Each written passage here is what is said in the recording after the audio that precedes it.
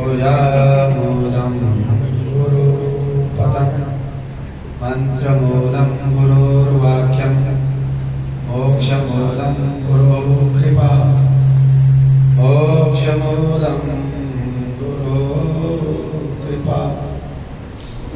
आनंद कंद गुरुदेव भगवान की करुणा कृपा से हमारे इस योग सिद्धाश्रम में व्यास नदी के तट पर 3 दिन से ये अध्यात्म योग शिविर का कार्यक्रम चल रहा है। उसमें बहुत विषय आपके सामने रखे गए हैं, भजनों के माध्यम से, गीता के माध्यम से और स्वतंत्र रूप से योग के व्याख्यान के द्वारा, जिसमें पातंजल दर्शन, गीता और उपनिषद के वाक्य होते हैं, उनको समेट करके सार रूप में आपको योग को समझाने का प्रयास किया गया। ये बताया था कि मनुष्य को योग मार्ग पर आना ही चाहिए। ये थोड़े ही समय में मुक्ति को प्राप्त करने का एक मार्ग है, ऐसा भगवान शिव जी ने ग्रंथों में कहा है। बहुत सारे मार्ग हैं, लेकिन उसमें जो योग मार्ग है सबसे सरल और सटीक मार्ग है, जिसमें बहुत जल्दी व्यक्ति मुक्ति तक पहुंच सकता है। प्रातः काल हमने गीता के 7वें अध्याय का पाठ किया। उसमें भगवान ने ये कहा कि मैं ही दुनिया में सब कुछ हूँ, मत्ता परतम न किंचिदस्ति धनंजय, मेरे से अतिरिक्त दुनिया में कुछ भी नहीं है और सब कुछ मैं ही हूँ, भगवान ने कह दिया है। और ये कहा जो मेरे में विश्वास रखते हैं, मेरे भक्त हैं, वो उनके बुद्धि में ये बात आ गई है, भगवान की कृपा के बगैर मेरा जीवन सार्थक नहीं है। इसलिए वो जरा मरण मोक्षाय माम आश्रित यतन्ति है, जरा मरण की मुक्ति के लिए, जन्म और मरण के चक्कर को छुड़ाने के लिए भगवान कहते हैं जो मेरा आश्रय करते हैं, योग मार्ग में आगे बढ़ने का प्रयत्न करते हैं, उनको परमात्मा ज्ञान हो जाता है। ये भगवान ने इस अध्याय के अंत में कहा। और भगवान ने ये भी कहा कि जो बुद्धि लोग हैं, जिनकी बुद्धि में मिट्टी भरी हुई है, अकृतात्मा, भगवान ने उनको कहा अकृतात्मा मैंने पापात्मा, ऐसे पापात्मा लोग भगवान की तरफ नहीं आते हैं, उनको भगवान की बातें अच्छी नहीं लगती। गीता की बात, भगवान की कथा, भगवान की लीला का गुणानुवाद ऐसे लोगों को बिल्कुल अच्छा नहीं लगता। इसलिए ये बड़े भाग्यहीन व्यक्ति हैं जो इस प्रकार के जो लोग हैं। लेकिन जो मेरे भक्त हैं वो धीरे धीरे मेरी तरफ चले आते हैं। और मेरे भक्तों की श्रेणी है वो 4 प्रकार की है। ये बताया था, किसी परेशानी से जूझा हुआ व्यक्ति, आप किस्म का व्यक्ति है, वो मुझसे जुड़ जाता है, परेशानी में मुझे याद करता है और उसकी मदद हो जाती है और वो मेरा फिर भक्त पक्के रूप में बन जाता है। दूसरा भक्त बताया था जिज्ञासु, उसको परमात्मा के बारे में जानने की इच्छा होती है। तीसरा बताया था अर्थार्थी, जिसको कोई मतलब हो भगवान से, उद्देश्य की पूर्ति के लिए तो भगवान की आराधना करता है। लेकिन अगर व्यक्ति कृतज्ञ है तो फिर आगे वो जारी रखेगा, और अगर कृतज्ञ नहीं है, इच्छा पूर्ति हो गई भगवान की कृपा से, फिर वो भगवान को बहुत जल्दी भूल भी जाता है। इसलिए अर्थार्थी लोग भी हैं, भगवान का उनसे जुड़ते हैं। और भगवान ने कहा जो ज्ञानी है वो मेरी आत्मा। ज्ञानी का मतलब यह है परमात्मा तत्व को सर्वत्र मानने वाला, जैसे वेदों में हमारे आता है कि भगवान कण कण के ईशावास्यमिदं सर्वं यत्किंचित् जगत्यां जगत् तेन त्यक्तेन भुञ्जीथा मा पिधा कस्य स्युद्धनम्। ये वेद का उसमें ये लिखा है कि भगवान सृष्टि के कण कण, सारा संसार ईश्वर का रहने का स्थान है, वास स्थान। ईशावास्यम इदं सर्वम, सब जगह भगवान रहते कण कण में। संसार में जो कुछ भी यत्किंचित् जगत्यां जगत्, संसार में जितने भी जगह है, जितने भी जो कुछ भी है, सब में भगवान का वास है। और वेद में ये कहा है भगवान ने सब कुछ दिया, प्राणी को, मनुष्य को भगवान ने सारे साधन उपलब्ध कराए हैं, किसी चीज की कमी नहीं छोड़ी होगा। तेन त्यक्तेन भुञ्जीथा, त्याग भाव से उपयोग करो वस्तु, जितनी आपको आवश्यकता है उतना नहीं ग्रहण करे, अन्य दूसरों के लिए छोड़ दो। उसी का मतलब है त्यक्त भाव से आप परमात्मा के संसाधन हैं उनका प्रयोग करें जितनी आपको आवश्यकता है। मां वृथा कस्य धनम, भगवान ने कहा किसी दूसरे की प्रॉपर्टी धन पर गिर की दृष्टि मत रखो, लोभ मत करो, लालच मत करो, ठगी मत करो, चोरी मत करो, उसके प्राप्त करने की इच्छा मत करो। आप अपने परिश्रम से कमा करके जीविका चलाएं और जीवन को आगे उन्नति की ओर, मुक्ति की ओर ले जाए। तो भगवान ने इस अध्याय में ये भी कहा कि देखो मेरी माया बड़ी दुस्तर है, भगवान की माया बड़ी कठिन है। तो ये माया त्रिगुणात्मक, रजोगुण, तमोगुण, सतोगुण, जो सर्वत्र व्याप्त है, हमारे मन बुद्धि में भी है, बाहर वस्तुओं में भी है, सर्वत्र है। तो कहते हैं त्रिगुणात्मिका माया। भगवान कहते हैं देवी ऐसा गुणमयी, गुणमयी मतलब रजोगुण, तमोगुण, सतोगुण से युक्त ये मेरी माया है, ये बड़ी प्रबल है, अच्छे अच्छे चक्कर खा जाते हैं। देवी है ये बड़ी दिव्य है, दुरत्यया, इस माया सागर को पार करना बहुत कठिन है। कोई अपनी बल और बुद्धि के घमंड से मुक्ति पाना चाहता है, ये उसकी मूर्खता है।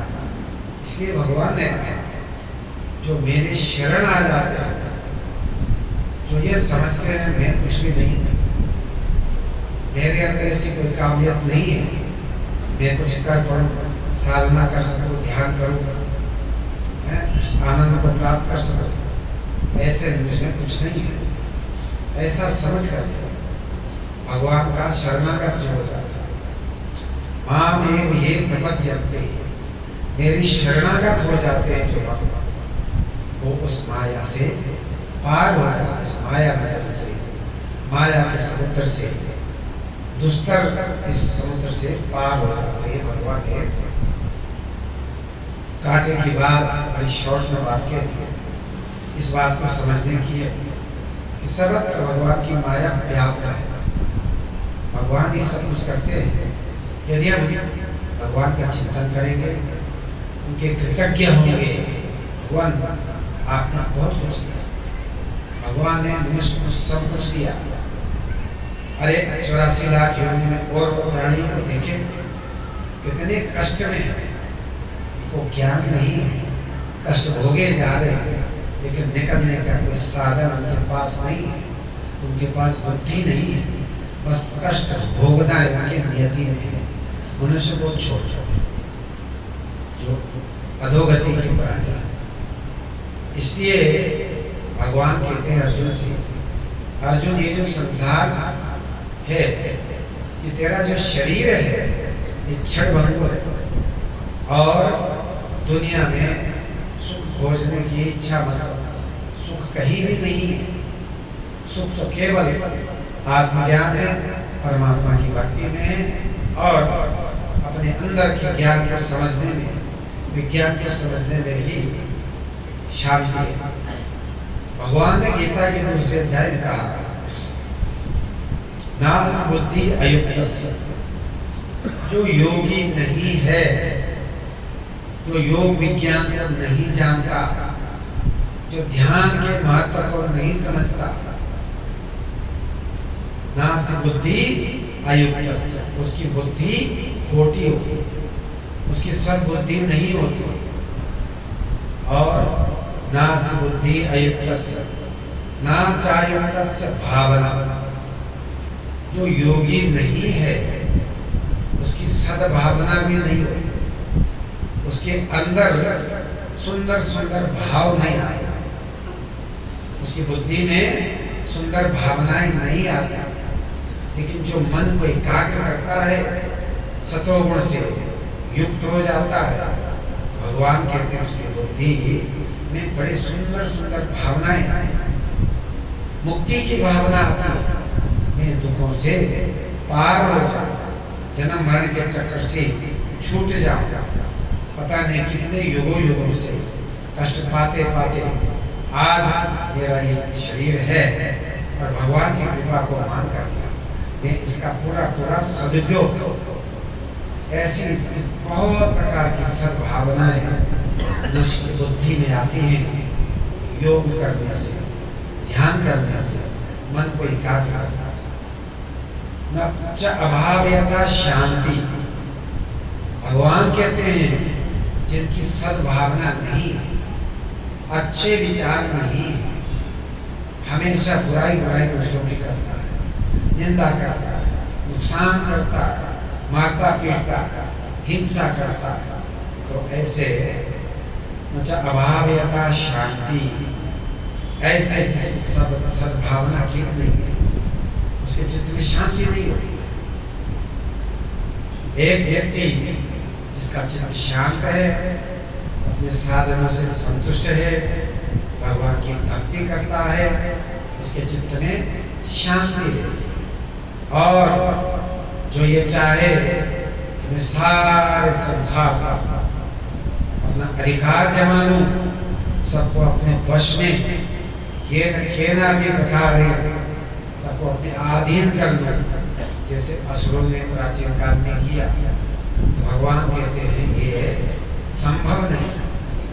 ऐसे लोगों को कदापि शांति नहीं मिलेगी। जो दूसरे की शांति को भंग करता है, जिसके चित्त में शांति ही नहीं है, दूसरे को क्या शांति आएगी। इसलिए शांति के लिए हमें योग अभ्यास करना है। भगवान संकेत में ये कह रहे हैं, और अशांतस्य कुतः सुखम, जिसका चित्त शांत नहीं है, बेचैन चित्त वाला बेचैन ही रहेगा, वो हर समय बेचैन रहता है। भगवान ने सब कुछ दिया, बुद्धि भी दी, साधन भी दिए, परंतु पता नहीं क्या कारण है कि मनुष्य बेचैनी में ही जी रहा है, हर श्वास उसकी बेचैनी में बीत रहा है। भगवान कहते हैं अशांतस्य कुतः सुखम, ऐसे अशांत व्यक्ति को, जिनका चित्त शांत नहीं है, उसको सुख कहाँ से मिले? उसको कभी सुख नहीं मिल सकता। इसलिए भगवान कहते हैं योग अभ्यास, अपने को मेरी तरफ निहारो, मेरी तरफ देखो, मैंने तुम्हें योग मार्ग दिया। गीता में भगवान ने योग मार्ग दिया। योग मार्ग में भगवान ने कहा ध्यान करो, कैसे बैठेंगे ये बताया। आसन में बैठो, ठीक से भोजन करो, हल्का भोजन करो, समय पर सो, समय पर उठो, योग अभ्यास करो, बिल्कुल कामयाब हो गया। भगवान ने सब तरीके बताए, छोटी छोटी बारीक चीजें बताई, हम सबके कल्याण के लिए बातें भगवान ने बताई है। तो सब कुछ हमारे लिए हमारे सामने है। फिर भी यदि हम प्रयास न करें, भगवान की आज्ञा का पालन न करें, भगवान को हम मानते हैं लेकिन भगवान की आज्ञा को नहीं मानते, तो ये बहुत बुरी बात है। भगवान तो क्या मानते हो, केवल हम ये समझते हैं मुझे कोई कठिनाई ना हो, कठिनाई आए तो वो दूर कर दे, बाकी मैं करूँगा अपने मन से, जो मेरे मन को भावे वही मैं करूँगा, और कोई कठिनाई आई तो भैया मुझे बचा दे। तो आप आरती करते हो, थोड़ा थोड़ा मानते हो भगवान को, मतलब सब, लेकिन ये मानना वो मानना नहीं है वास्तव में जैसा भगवान चाहते हैं। भगवान कहते हैं भाई अपने मन को, बुद्धि को मुझ में दे दो। भक्ति योग में 12वें अध्याय में भगवान ने कहा, अर्जुन ने विराट रूप देखा मेरा, आज तक तू समझता था ये मेरे मित्र है, मेरे जैसा, ये मेरा रिश्तेदार है, मेरा साला है, अब तुमने विराट रूप देखा, अब तेरे मन में भी आ रहा है कि मैं भी कुछ शक्ति प्राप्त करता होता तो मेरी भी कुछ इज्जत होती। मैं तो कुछ भी नहीं, इस दुनिया के जीवों मेरी गिनती ही क्या, भगवान है। इच्छा हुई काश मैं भी भगवान की तरह कुछ शक्ति संपन्न होता, मित्र हूँ, रिश्तेदार हूँ, सखा हूँ, सब कुछ है, लेकिन मेरे पास तो कुछ भी नहीं है। मैं तो अधम से भी अधम हूँ, मेरे मन में कोई शक्ति नहीं है, मैं कुछ भी अपनी इच्छा से नहीं कर सकता। और भगवान है, सर्व समर्थ है, सब कुछ करने की सामर्थ्य है।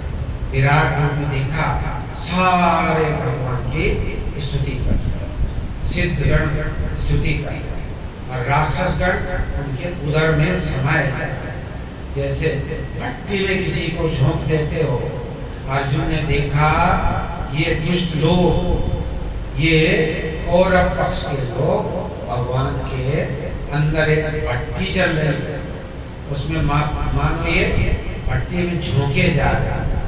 अभी युद्ध हुआ नहीं, लेकिन सीन तो पहले दिख रहा है। भगवान ने कहा हाँ मैं ऐसा ही, मेरा तो प्लॉट कंस्ट्रक्शन जो नाटक का जो है ना, वो कथा वस्तु पहले ही लिखा जाता है, ये मुझे करना है, तुमने देख लिया। और देखो ये मैंने जो तुम्हारे शत्रु हैं, दुर्योधन कर्ण आदि आदि ये मेरी नजर से गिर चुके हैं, मानो ये मर गए, मैंने इनके प्राण खींच लिए। अब ये डोल तो जरूर रहे, चल रहे फिरते, लेकिन इनकी अंदर की जो जान है वो मैंने खींच ली। अर्जुन अब तू केवल बहाना मात्र के लिए युद्ध कर, युद्ध जरूर करना, बहाना, निमित्त मात्रम भव सभ्य साचित, एक खड़ा हो जा पुतला, लोग कहेंगे अर्जुन ने युद्ध को जीता। अर्जुन यदि तुम युद्ध नहीं भी करोगे तो मैं इनको मारूंगा, ये दुष्ट हैं, ये और जगह भी अन्याय करेंगे, प्रजा को सताएंगे, अधर्म को फैलाएंगे, इसलिए मुझे तो इनको मारना ही है।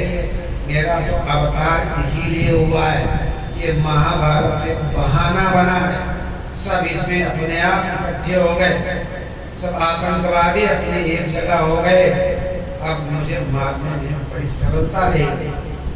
सब दुष्ट इकट्ठे हो गए महाभारत। भगवान ने कहा मैंने मार दिया अर्जुन, अब तू केवल खड़ा हो जा। यदि तू कहे मैं खड़ा नहीं होगा, मैं तो युद्ध नहीं करना चाहता, तो भी ये बेकार की बात है, ये तो मारे जाएंगे। इसलिए भलाई इसी में है, तेरा कुछ नाम भी हो जाएगा। गांधी धनुर्धारी अर्जुन था, बड़े युद्ध में जीता, बड़ा युद्ध किया उसने और विजयी रहा। दुनिया वाले विजयी कहेंगे तुझे, लेकिन मैं जानता हूँ तेरी औकात क्या है। तेरे को औकात देने वाला तो मैं ही हूँ, मैं तेरी समस्त औकात को जानता हूँ, लेकिन मैं तुझे तो मान देने वाला हूँ, क्योंकि तू मेरा मित्र है। तू मुझे कुछ मानता है, उसने कुछ तो मानता है, सखाई मानता है, रिश्तेदार ही मानता है, कुछ भी मानता है, फिर भी मैं तेरा हितैषी हूँ। इसलिए भगवान ने कहा, देखो तुमने विराट रूप देखा, तेरे मन में भी हो रही है, मेरे अंदर भी शक्ति आनी चाहिए, मैं भी शक्तिमान बन जाऊँ। तुम्हारे मन में ये बात आ रही है। तो 12वें अध्याय में भगवान ने कहा, अर्जुन ये बात ठीक है, तुम भी मेरे जैसे बहुत कुछ हो सकते हो, तुम भी पावरफुल हो सकते हो, तुम्हारे अंदर भी पावर आ सकती है। एक छोटा सा तरीका, अपने मन और बुद्धि को मुझ में लगाना। अब ये बड़ा टेढ़ा टेक्निकल काम है। मन और बुद्धि को लगाना ये कहने का विषय नहीं है, ये प्रैक्टिकल विषय है, ये ध्यान का विषय है। ध्यान में हम अपने मन को परमात्मा के मन में लीन करेंगे। ये एक दिन का विषय नहीं है, ये लंबा समय मांगता है। तो कहते हैं ध्यान योग। भगवान ने कहा अपने मन को मुझ में लगाओ। पहले कहा मन को लगाओ, मैं एक मन आधत्स्व, अपने मन को मुझ में लगाओ। कैसे लगाओ? अर्थात मेरा ध्यान करना, मेरे रूप का ध्यान करना, मेरा नाम लेता चल और मेरे आकृति का ध्यान करना। मन को मेरे स्वरूप में लगा और बुद्धि को भी मुझे मेरे में समाहित कर दिया, बुद्धि का निवेश कर दिया। मैं बुद्धि निवेश, निवेश पूंजी निवेश है ना, या हमारे संसार की जगत की भाषा है, लेकिन यह भगवान का निवेश। बुद्धि को मुझ में निवेश करो, बुद्धि को मुझ में लगा दो। अर्थात मेरा इतना प्रगाढ़ ध्यान करो कि तुम्हारी मन और बुद्धि मेरे में लीन हो जाए। तो ये सोचने लगे कि मैं तो कृष्ण हो गया। उसका ध्यान करते करते तुम्हें ऐसा लगेगा कि मैं तो कृष्ण का रूप हो गया। ये होता है, इसी को समाधि कहते हैं। तो भगवान ने कहा ये एक दिन होगा। यदि तुम इस रास्ते में चलोगे, इस विधि को करोगे, इस ध्यान योग की विधि को करोगे, तुम्हारे अंदर भी पावर आएगी, तुम भी बहुत कुछ करने वाले बन जाओगे, अंतर्यामी हो जाओगे, और भी जितने जो कुछ भी चाहते हो वो सब हो जाएगा, बशर्ते तुम अपने आप को, अपने अस्तित्व को मुझ में मेरे रंग में रंग दो। भजन गाते हो ना, मेरे रंग में रंग कहना बहुत सरल है। रंग में रंग रंगा तो तब जाएगा जब उस कपड़े को पूरे का पूरा रंग में डुबाया जाएगा, तब रंग उतरेगा। ऐसे ही अर्जुन में कृष्ण का रंग तो तब उतरेगा जब वो समाधि के द्वारा अपने मन और बुद्धि को भगवान में लीन कर, तो उसका काम हो जाएगा। तो यही योग मार्ग है, यही काम हम सबको करना है, चाहे हमारा इष्ट कोई भी हो। तरीका एक ही है, यह है सगुण तरीका। सगुण भगवान का सरल तरीका है। भगवान ने कहा तरीका बढ़िया है, मेरा नाम है, मेरा रूप है, उसमें अपने मन को ले करो, धीरे धीरे तुम मेरी शक्तियों को प्राप्त करोगे और धीरे धीरे तुम्हारा मन लगने लगेगा, मेरी शक्तियां तुम्हें प्राप्त होगी, मैं तुझे भव सागर से बहुत जल्दी पार करता। यह है सगुण ध्यान। और भगवान ने कहा कि सगुण ध्यान बहुत ही अच्छा है, बहुत जल्दी ऐसा वक्त कामयाबी को प्राप्त करता। और जो निर्गुण का ध्यान करता है, निरंकारी आप कहते हैं, जिसका कोई आकार ही नहीं, निर्गुण, निराकार, अव्यक्त, अव्यक्त, जिसका न कोई नाम है न कोई रूप है, ये भी परमात्मा का एक अस्तित्व है, नाम रूप से विहीन, जिसको हम ब्रह्म कहते हैं। तो वो नाम रूप से विहीन है, वो कण में है। और एक दूसरा भगवान है जो भक्तों के लिए ज्ञान देने के लिए, गीता का पाठ सुनाने के लिए और दुष्टों का नाश करने के लिए, धर्म की स्थापना करने के लिए अवतार बार बार देते हैं। जैसे भगवान की घोषणा है 4वें अध्याय, यदा यदा हि धर्मस्य ग्लानिर्भवति भारत अभ्युत्थानम् धर्मस्य तदात्मानं सृजाम्यहम्। क्यों? परित्राणाय साधूनां, जो सज्जन लोग हैं, गो ब्राह्मण हिताय, जो सज्जन लोग हैं उनका हित करने के लिए, उनकी रक्षा करने के लिए राक्षस में अवतार लिया। परित्राणाय साधूनां, सज्जनानां, सज्जन लोग। साधु का मतलब ये नहीं होता लाल कपड़े या दाढ़ी वाले साधु नहीं। कोई भी साधु होता है जो अच्छा काम करने वाला, दूसरे का हित करता है। पर कार्याणि साधनों साधन, तो दूसरे के काम आए, दूसरे के हित की बात करे, दूसरे की मदद करे, दूसरे की बुराई ना करे, शुभ चिंतक हो, उसको कहते हैं साधु। तो साधु लोगों का रक्षा करने के लिए भगवान कहते हैं अवतार दे, और दुष्टों का नाश करने के लिए। जो आतंकवादी है, विधर्मी है, धर्म के विरोध में चलने वाले हैं और मेरे भक्तों का वो कष्ट देने वाले हैं, उन्हें नाश करने के लिए आता हूँ और धर्म की स्थापना के लिए आता हूँ, योग की स्थापना करने के लिए आता हूँ। योग जो विज्ञान है उसकी स्थापना के लिए मैंने गीता सुनाई है पूरे विस्तार से। इसको जो है ये युगों युगों तक मानव का कल्याण होगा इस गीता से। गीता का जो ज्ञान है वही हमारे लिए पर्याप्त है।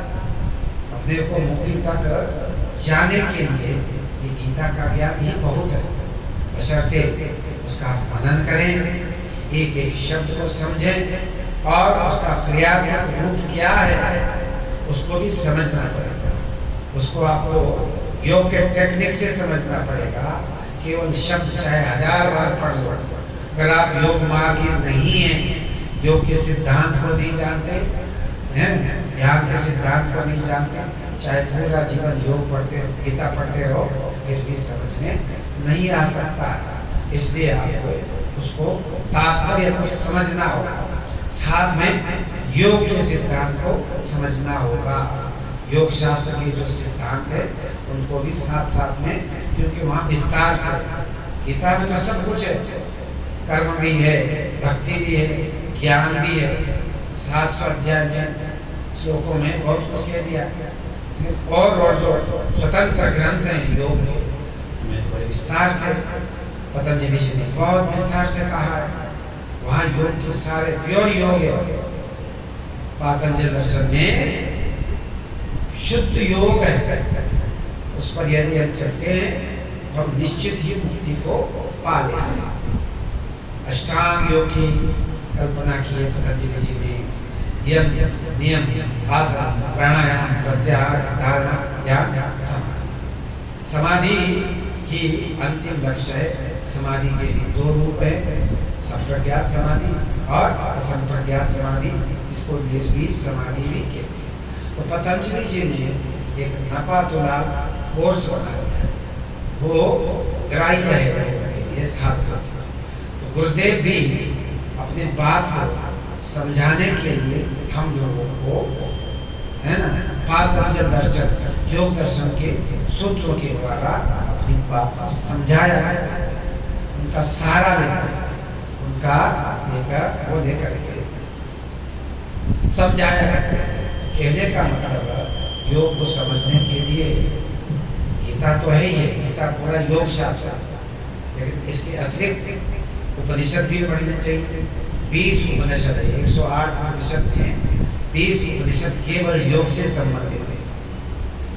और भगवान शिव के ग्रंथ में तो योग ही योग है। और तो ही हमारे परमात्मा हुए हैं जिन्होंने योग की परंपरा चलाई है, भगवान कृष्ण और भगवान शिव की 2 धारा है।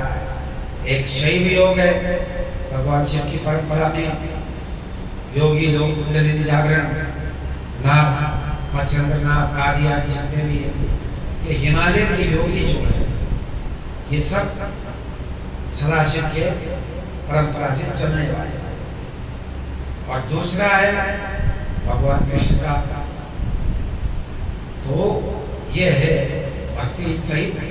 और इसमें भक्ति के द्वारा जीव धीरे धीरे धीरे अपने मन को भगवान में लगाता है, धीरे धीरे मुक्ति तक पहुंच जाता है। उसको भगवान ने कहा बुद्धि योग, योग में बुद्धि में योग भर, अर्थात बुद्धि को योगमय कर, अर्थात ध्यान करते करते बुद्धि योगमय हो जाएगा। भगवान का जब हम ध्यान करेंगे हमारी बुद्धि भी भगवताकार हो जाएगी, भगवान की बुद्धि जैसी हो जाएगी और ये इससे सारा काम फिर सरल हो जाता है। इसके अतिरिक्त कोई दूसरा रास्ता नहीं है। कहीं भी देख लो कोई कुछ भी कहता रहे, कुछ भी कथा करो, ये करो, तीर्थ करो, कोई सब बेकार की बात है। भगवान शिव ने खुद ही कहा कि योग मार्ग के अतिरिक्त सारे मार्ग तो मन को बहलाने के लिए, इसलिए सटीक मार्ग है मन को हम एकाग्र करें, अपने लक्ष्य में लगावें और धीरे धीरे करके जब ध्यान और रूप का चिंतन करते हुए, इष्ट का चिंतन करते हुए धीरे धीरे अपने मन को भगवान में लगाएंगे तो हमें योग की प्राप्ति हो जाएगी। तो इस प्रकार से 3 दिन के अंदर में मैंने योग को समझाने का प्रयास किया। वैसे तो बड़ा विस्तृत विज्ञान है, योग समुद्र की तरह है, योग के सारे सिद्धांत समझाए नहीं जा सकते, लेकिन फिर भी जो काम के सिद्धांत हैं, जो हमारे काम की है, उसको समझाने का प्रयास किया गया।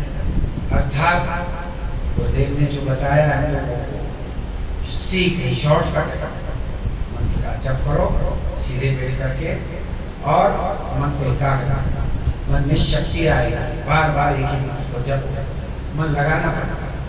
जो व्यक्ति स्वच्छंदता चाहता है, मुझे तो कुछ नहीं करना है, मैं मन मारे ढंग से इधर घूमूं, खाओ पीऊं, ऐश करूं, मेरे पास किसी का कंट्रोल नहीं, माँ बाप का न गुरु का। I am most independent person in the world, मेरे स्वतंत्र हूँ, मेरे कोई बंधन नहीं, वो मुक्त नहीं हो सकता। क्यों? क्योंकि वो भगवान की आज्ञा भी नहीं मानेगा। जब तक मुक्त, जब तक शरीर ठीक है, तब तक फिर सब कुछ उसका चला जाएगा।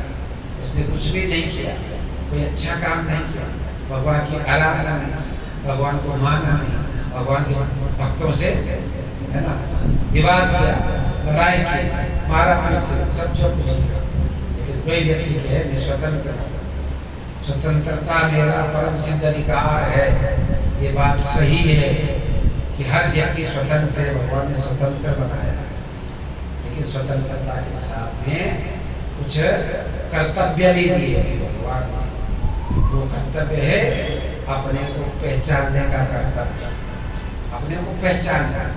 भगवान ने ये मनुष्य शरीर इसलिए दिया है, हम अपने अंदर क्या है जिससे सब कुछ बाहर का हो रहा है उसको पहचाने, उसके जड़ तक जाए, उसके मूल स्रोत तक जाए, तो हमारी सब परेशानियां दूर हो जाएंगी। भगवान ने कहा अर्जुन योग विद्या बहुत बड़ी विद्या, ये अध्यात्म विद्या है, पराविद्या है, इससे बड़ी कोई दूसरी विद्या नहीं होती, उसको जरूर जानो तो तम विद्या छठे, उसको जानो समझो। क्या करता है? दुख संयोग वियोगम, जो दुखों का भंडार आपके जीवन में, उसको योग दूर कर देगा।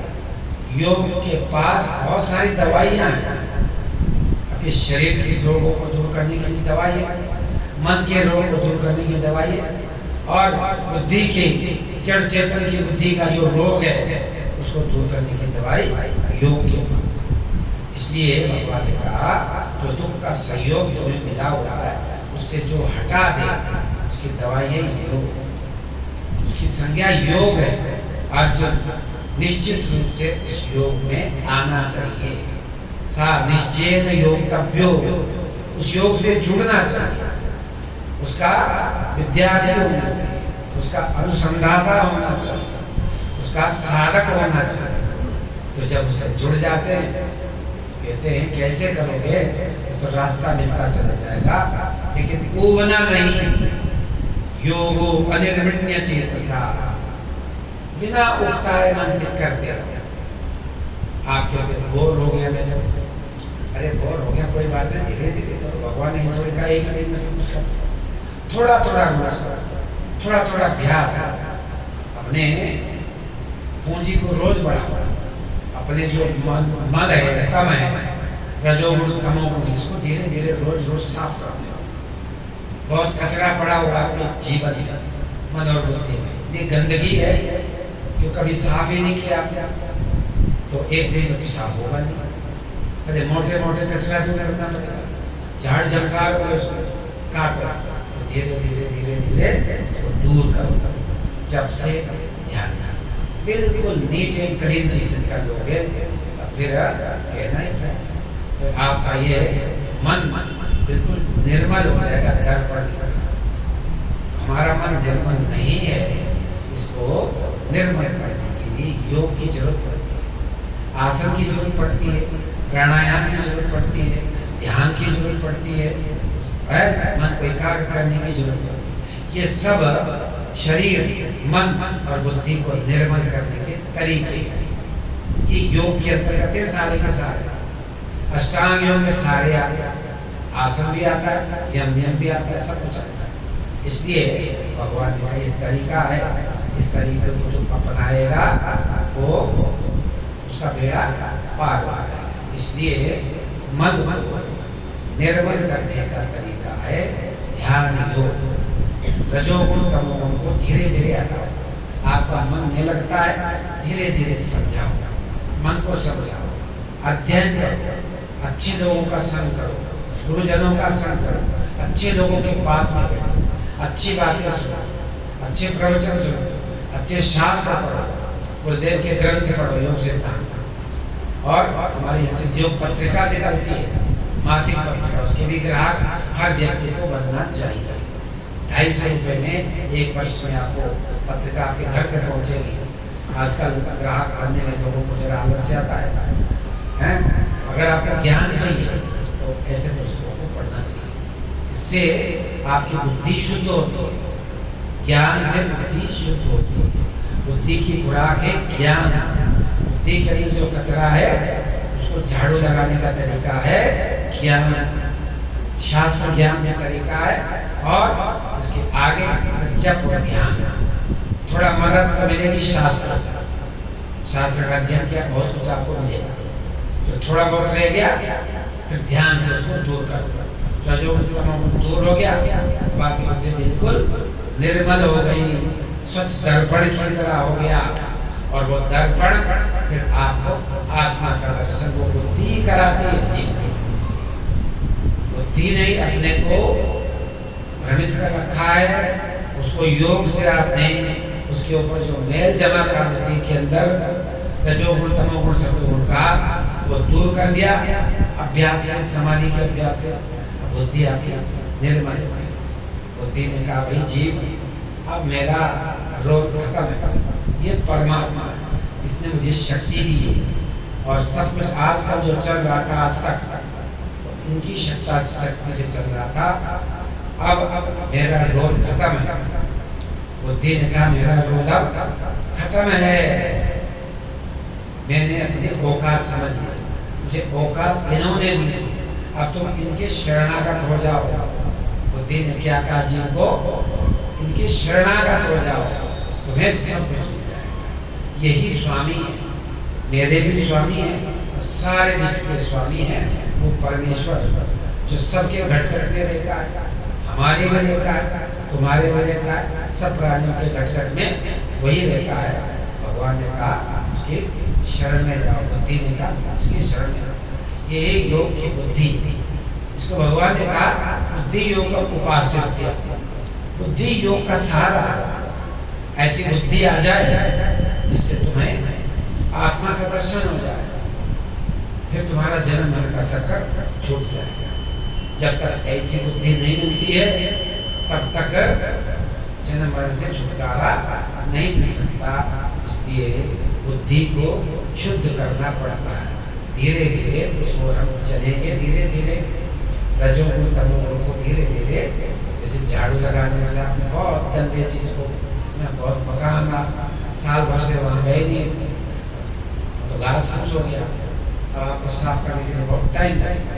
धीरे धीरे साफ करते करते एक दिन उसमें बिल्कुल नीट एंड क्लीन कर लोगे तो आपके रहने लायक हो जाएगा। इसलिए योग मार्ग सबसे उत्तम मार्ग है, सर्वोत्तम मार्ग है। योग मार्ग को देने वाले सिद्ध गुरु सद्गुरुदेव होते हैं। जो भी उनके सामने बैठ करके ध्यान करता है उसकी मदद करते हैं। यदि आप बैठोगे ही नहीं, वो चलते व्यक्ति में थोड़ी करेगा। के सामने बैठो, अभ्यास करो, प्रयत्न करो, तो गुरुदेव कहते थे चाहे कोई भी व्यक्ति हो, चाहे हमारे संप्रदाय का हो या ना हो, चाहे हमसे दीक्षित है या नहीं, चाहे वो किसी का भी ध्यान करता हो, किसी भी भगवान का नाम लेता हो, मेरे सामने आ जाएगा, उसको अपने भगवान के दर्शन हो जाएगा। क्योंकि उनके सामने बैठ करके वो जो कुछ भी कर रहा है उसका साक्षी गुरुदेव है। गुरुदेव कहते चाहे तो किसी का भी कर रहा है लेकिन कर तो रहा है। मेरे यहाँ तो कोई भेद नहीं है, तो राम का भक्त है, कृष्ण का भक्त है, शिव का भक्त है, भगवान का भक्त है, कोई भक्त नहीं, सब सही है।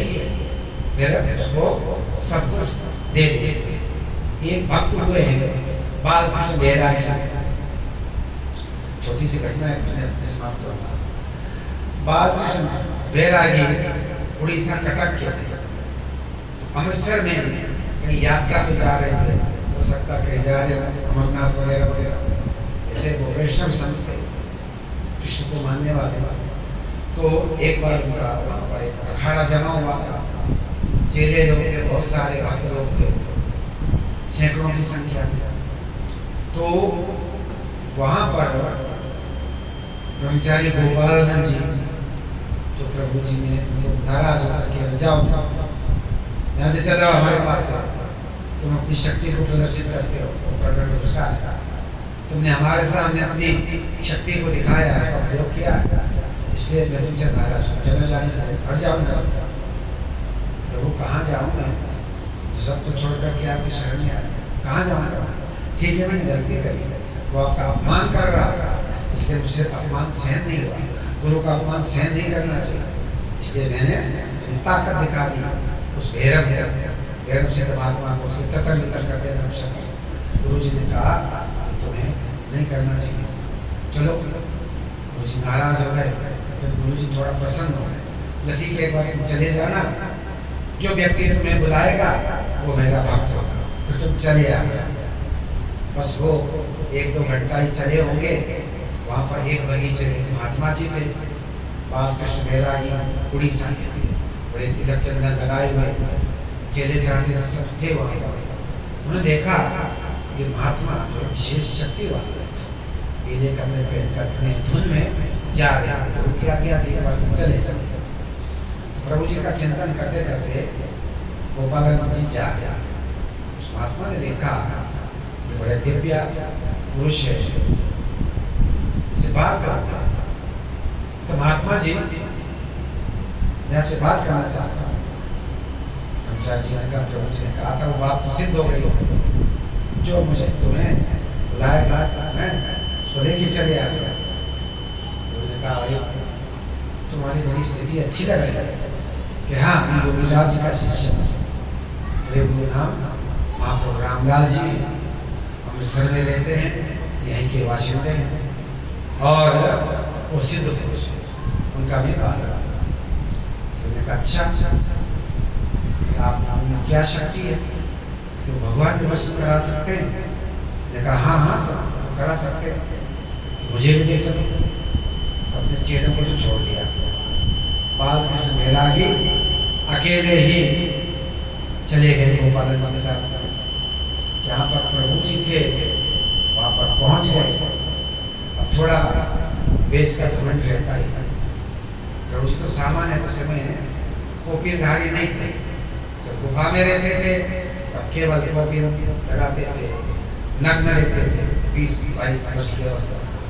जब अंतिम में वृद्धावस्था आई तब कपड़े पहनते थे, किसी प्रकार से हमें नहीं लगता था ये कोई योगी राज होंगे।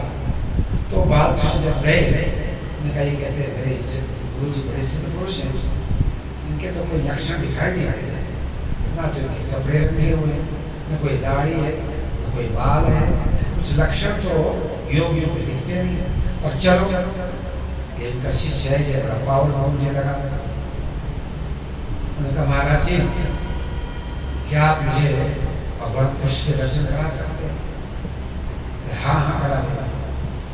ऐसा करो, थोड़ा मिट्टी दे दी। प्रभु जी ने मिट्टी का टुकड़ा दिया, जैसे रस देते हैं, रस दिया, इसको चाट लो। जो भी तुम कर रहे हो ना, जो आज तक करते चले आओ साधना, जो भी नाम ले रहे हो उसी को लेना। मैं कोई नया रास्ता तुम्हारे लिए नहीं दे रहा। तो वहाँ बैठे तो उस रस को खाते ही भगवान कृष्ण के दर्शन साक्षात हो गए, क्योंकि 40 साल से जिस दर्शन के लिए वो प्यासे थे, वो दर्शन को भगवान का हो गया। बाल कृष्णदास बड़ा खुश हुआ, प्रभु आपने दर्शन किया, फिर का शिष्य बन गया। बाल कृष्णदास बैरागी प्रभु जी के शिष्यों में बड़े विरक्त, बड़े उत्साही शिष्य हुए। ये कथा है। इस प्रकार से कहने का मतलब ये है कि कल्याण हुआ। प्रभु जी ने कहा जो आएगा मेरे पास उसका कल्याण होगा। तो प्रभु जी ने ये नहीं कहा कि मैं जो मंत्र दे रहा हूँ उसे जप, नहीं, जो तुम जप रहे हो वही जप। तुम्हारे हृदय में कहते कोई नया व्यक्ति है, मंत्र उसका अपना, बस बैठ जाओ। प्रभु तो सबके मंत्र को के साक्षी है। तो जो भी तुम मंत्र जप रहे हो, मैं तो उसको प्रमोट करूँगा, प्रमोशन करूँगा, उसमें तुम्हारी तरक्की हो, तुम्हें दर्शन होगा। ऐसा हृदय की हमारी का कहना है, ऐसा की आज्ञा। कहने का मतलब आप एक बात तो समझते, सभी लोग, पुराने लोग तो सब समझते ही है कि योग मार्ग को अपनाना है, योग मार्ग पर चलना है। ये बहुत थोड़े समय में अपने को मुक्ति की ओर ले जाने का तरीका है, अपने अंदर पावर को प्राप्त करने का तरीका है, और मन ही हमें मुक्ति देने वाला है, मन ही हमें नरक में ले जाने वाला है। शास्त्रों में कहा है मन एक मनुष्याणाम कारण बंध मोक्ष, बंधन और मुक्ति का कारण मन ही है। मन को साध लिया नहीं तो आप मुक्त हो जाएंगे, मन को बिगाड़ रखा है तो आप नरक में चले जाओगे। अभी तो मनुष्य का जीवन तुम्हें मिला हुआ है, इससे भी बदतर निम्न योनि में चले जाओगे, मनुष्य जीवन छूट जाएगा। इसलिए महापुरुषों ने कहा है, योगियों ने कहा है, मन ही मनुष्य के बंधन और मुक्ति का कारण है।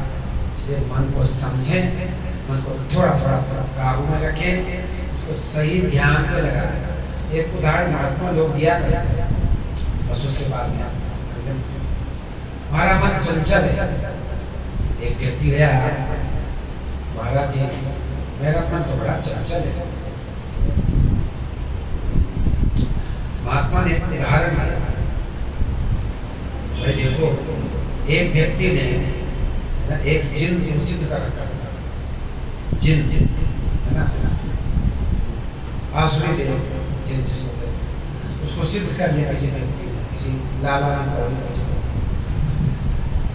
अपने से मंत्र से सिद्ध कर लिया। अब जिन ने कहा ठीक है तुमने मुझे सिद्ध तो कर लिया, तो सब काम करूंगा, काम बताता, शकीलों में काम हो जाता, वहाँ से ये ले आओ, वहाँ से ये ले आओ, तो ये कर दो। कभी कभी आप देखते होंगे सामान गायब हो जाता है, दुकान से सामान गायब हो जाता है, जिन भी ले जाते हैं सामान जरूर गायब होता है, अच्छी बात है, सच्ची बात है। तो सब कुछ काम कर लेता था, लेकिन जिन ने ये कहा था मुझे अगर काम नहीं बताया ना तो खाऊंगा, मैं खा जाऊंगा, जिस समय तुम मुझे कोई काम नहीं दोगे तो मैं खाऊंगा। अब बड़ा चिंतित हो गया, सूखी कांटा हो गया, तो खाएगा मुझे, क्या करूं? काम तो बहुत बताता हूँ, सारा कर लेता, कठिन से कठिन, है ना, बिल्डिंग बना देता है, क्रेन की कोई जरूरत नहीं, सब कर लेता है, ना पावर बोले।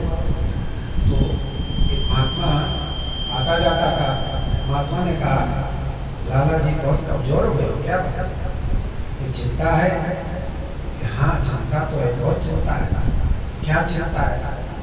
मैंने एक जिन पाल रखा है, काम तो सब करता है, लेकिन वो कहता है जिस समय तो मुझे काम नहीं दोगे मैं तुझे खाऊंगा, खा जाऊंगा। तो तरीका है। महात्मा ने कैसा करो, एक अपने सामने खंबा गाड़ लेना, मोटा सा एक खंबा गाड़ लेना और जिन को कहना उतरो चढ़ो, काम बताओगे तब तो ठीक है। जब काम कुछ ना मिले तो कहना तुम्हें उतरो और चढ़ो, उतरो और चढ़ो, ये काम बड़ा बड़ा, उतरो और चढ़ो।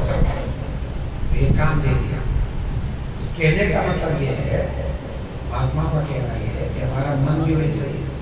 मन है जिन, ये बड़ा खुरापाती है, इसको काम दो, इसको पोल में खड़ा कर, मैं खंबा गाड़ करके उसके उतरो उतरो चढ़ो। तो साधना के परिप्रेक्ष्य में आप अपने मंत्र में उस मंत्र को लगा दो। मन जो जिन है ना, पूरा मंत्र जाप करो, श्वास प्रश्वास करो, 3 घंटा करो, 4 घंटा करो, इसमें लगे रहो। इसमें निरंतर उसको, उस जिन को, मन रूपी जिन को लगाए रखो, जाप में लगाए, ध्यान में लगाए रखो, है ना। तो इससे वो धीरे धीरे काबू में आ जाएगा आपका मन और आप अपनी की ओर चल जाएंगे। कहने का मतलब है मन को एकाग्र करने का एक तरीका है। मंत्र जप करने से धीरे धीरे मन एकाग्र हो जाता है। प्रयास करते हैं जो, वो कामयाबी मिलती है। जो बिल्कुल प्रयास ही नहीं करेंगे तो वो कामयाब मुश्किल ही होंगे। तो समय तो हो ही गया है।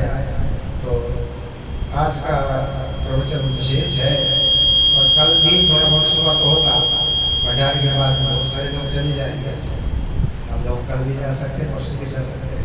तो ये शिविर आप लोगों के लिए बड़ा सुंदर है। सब लोगों ने यहाँ पे शिविर में आए,